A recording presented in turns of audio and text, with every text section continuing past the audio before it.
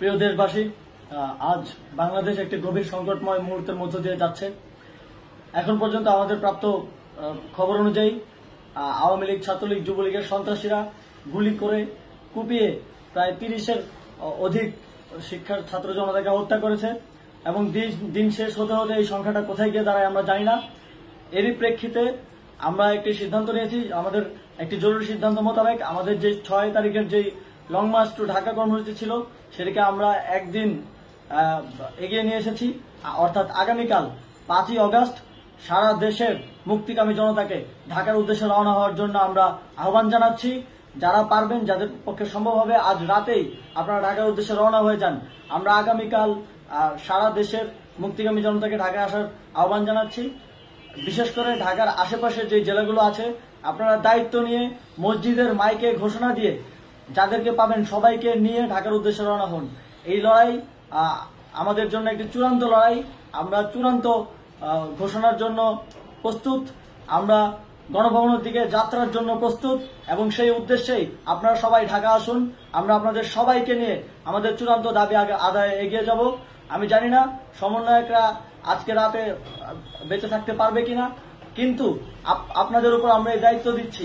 আপনারা সবাই নিজ দায়িত্বে ঢাকায় আসবেন আগামীকাল এবং পরশু পরিস্থিতি বিবেচনা করে পরশু গণভবনের দিকে 4 দিক থেকে আমরা রওনা হব।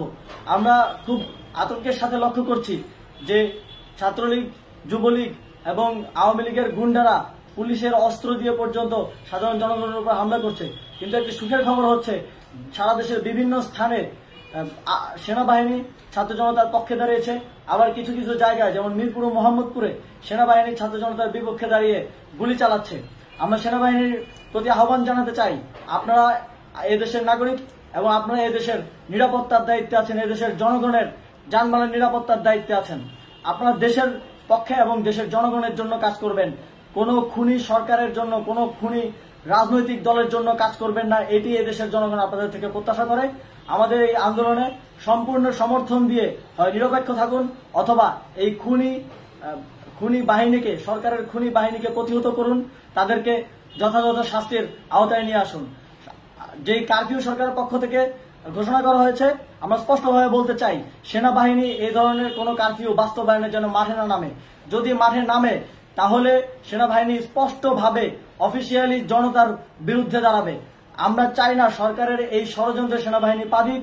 সেনাবাহিনীকে জনতার বিরুদ্ধে দাঁড়ানোর যে ষড়যন্ত্র সরকার রচনা করছে সেটিতে সেনাবাহিনী পা দিবে না, এই বিশ্বাস আমরা রাখতে চাই। আওয়ামী লীগ আজ সারা দেশে তাদের খুনি বাহিনীকে নামিয়ে দিয়েও ছাত্র জনতার প্রতিরোধের মুখে টিকতে পারেনি।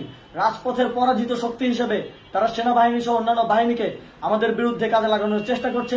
এই চেষ্টাকে, এই ষড়যন্ত্রকে ব্যর্থ করতে হবে এবং আগামীকাল সারা দেশে মসজিদে মসজিদে ঘোষণা দিয়ে ঢাকার উদ্দেশ্যে আপনারা রওনা হন। প্রত্যেকটি পরিবার থেকে অন্ততপক্ষে একজনকে ঢাকার উদ্দেশ্যে রওনা করে দিন, এই ইতিহাসের সাক্ষী হতে, একটি নতুন বাংলাদেশের অভ্যুদয় ঘটানোর একজন কর্মী হতে। ধন্যবাদ সকলকে।